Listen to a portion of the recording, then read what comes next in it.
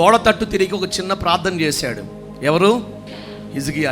గోడ తట్టు తిరిగి ప్రార్థన చేయగా ప్రతిఫలంగా ఏమండి, ప్రవక్త గుమ్మము దాటక ముందే దేవుడు అతడు చేసిన ప్రార్థనకు 15 సంవత్సరాల ఆయుష్ను ఇస్తున్నా, నీ కన్నీళ్లు చూచా, నీ ప్రార్థన విన్నా అని దేవుడు మాటిచ్చి అతను అడిగిన దాన్ని నెరవేర్చాడండి.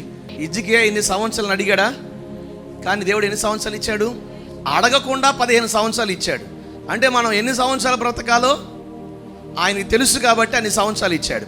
ఇక్కడ వచ్చి నేను గోడ తట్టు తిరిగి ప్రార్థన చేసుకెళ్తున్నా, నాకు మగబెట్టే కావాలి, చచ్చిపోతున్నా సంఘంలో. నాకు హిజ్కియాని గుర్తొస్తున్నాడు. ఏమనంటే, ప్రభా నన్ను నేను బ్రతకాలందయ్యా అంటే ఆయనకి నచ్చినట్లు ఆయన 15 సంవత్సరాలు ఇచ్చాడు. అవునా కాదా? నాకు కూడా రాసి పంపారు గర్భఫలం కోసం, కుమారుడు పుట్టాలని ప్రార్థన చేయండి. నేను ప్రార్థన చేశాను, కుమారుడేమో కానీ కుమార్తె పుడుతుంది. గోడ తట్టు తిరిగి ప్రార్థన చేయగా అడగకుండా 15 సంవత్సరాలు ఆయన ఇచ్చాడు ఆయుష్. అంటే ఆయన మనం ఎంతకాలం ఉండాలో, ఏమి ఇవ్వాలి ఆయనకి.